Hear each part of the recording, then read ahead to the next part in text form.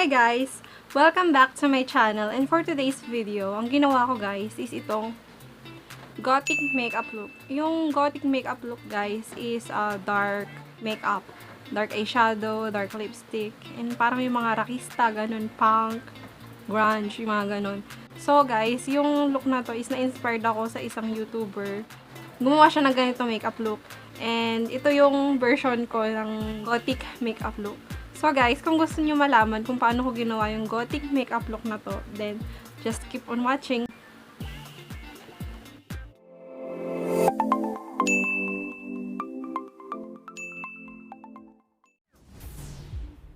First guys is i-clip ko muna yung hair ko para hindi sagabal sa pag-makeup natin. Guys, ang gagamitin kong foundation for today is itong Super Stay Matte ng Maybelline. In the shade 120 Classic Ivory. Gamitin ko itong buffer brush.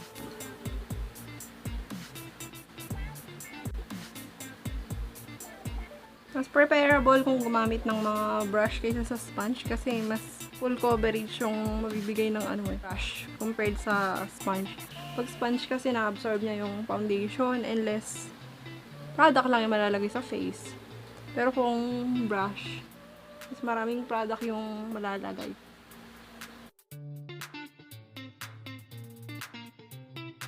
Guys, mag-concealer tayo. Ang gagamitin ko for my concealer is itong Maybelline Age Rewind in the shade 120 Light.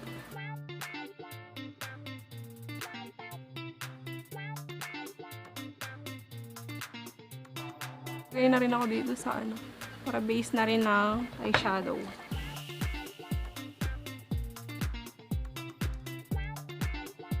Ngayon guys, mag-powder tayo. Ang gagamitin kong powder is itong Fashion 21 na loose powder in the shade number 3. Para maset yung base na nilagay natin. Kaya mag-alala kung ganyan kaputi yung face ko. Mag-bronze tayo mamaya and mag-contour. Guys, gusto kong i-bake yung under eye ko. By the way, yung baking na pagluluto is iba sa baking ng makeup. Sabihin ng baking, patatagalin mo yung powder sa face para hindi agad humulas. Lagay ko yan para na rin hindi agad kumakat sa under eye natin yung ilalagay nating eyeshadow mamaya. Hayaan muna natin dyan yan. Kahit na nakakatawa yung itsura. Yan talaga. Yung nga nila, diba? Is ganda. Ang gagamitin ko for my eyebrows is itong Sassy Lady na Tinted Brow Gel in the shade number 2. Favorite ko yung pangkilay na to.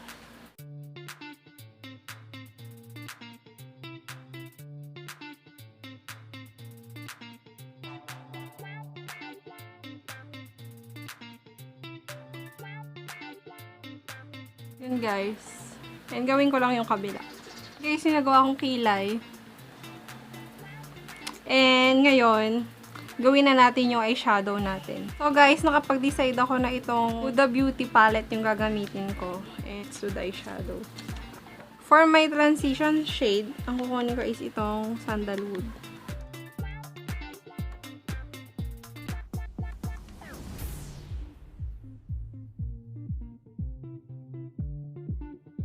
Ang next shade na kukunin ko is itong Henna.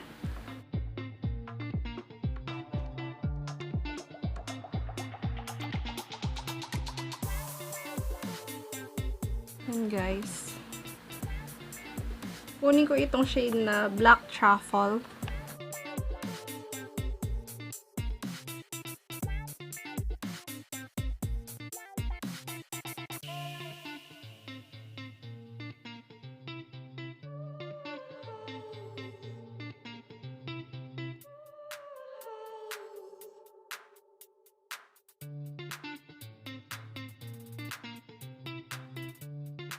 Ngayon, i-dust off na natin yung excess powder kanina.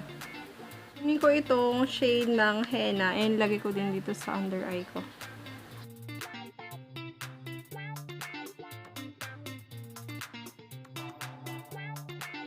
Ngayon, lagyan ko na shimmery shade itong inner eye lids natin.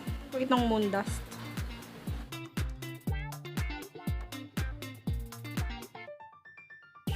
Maglalagay ako ng liquid eyeliner. Ang gagamitin ko is itong Sassy Lady na eyeliner, waterproof in the shade number 1.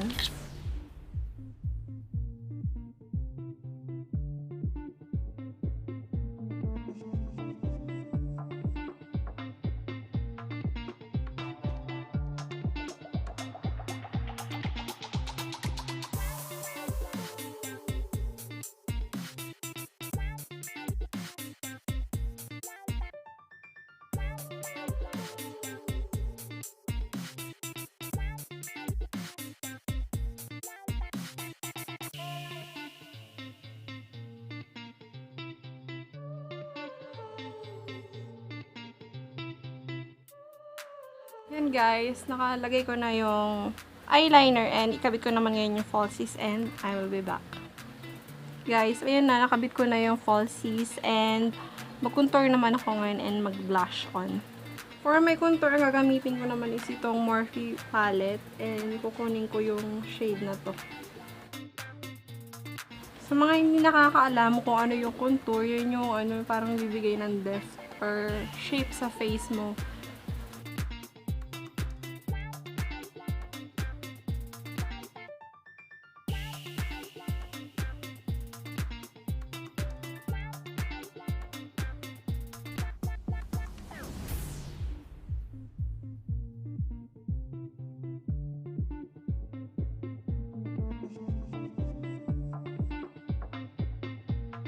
Yan guys, yung ganyan.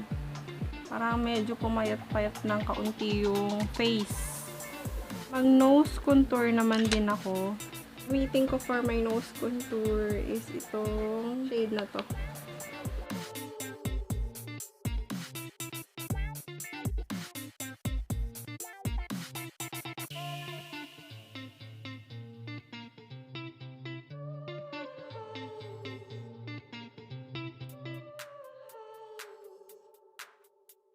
Guys.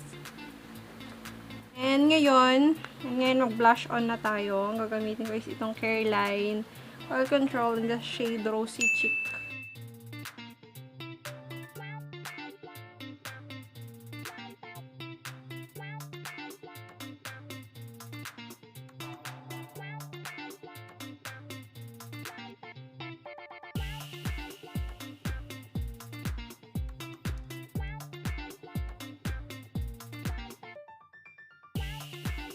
And ngayon, magli-lipstick na tayo. Ang gagamitin ko is itong MAC ko na lipstick. And ang shade niya is Freckle Tone. Gamitin ko na lang itong brush.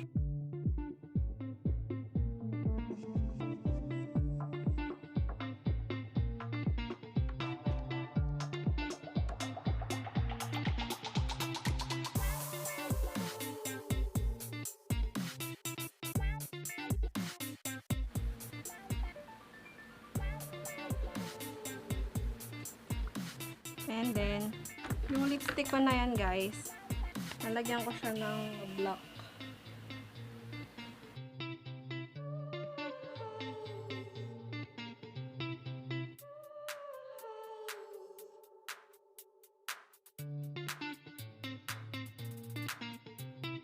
Ito pa rin gamit ko. Pero wala akong black na lipstick. Ito ang naisip kong gawin.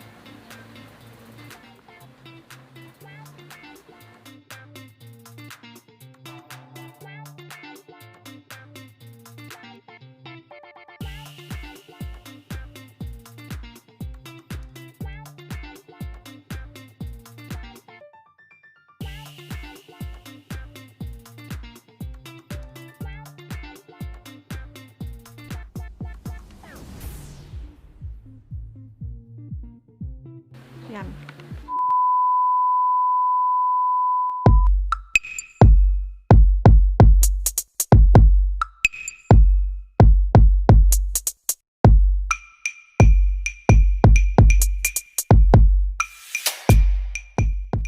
Yan guys, tapos na yung makeup look natin.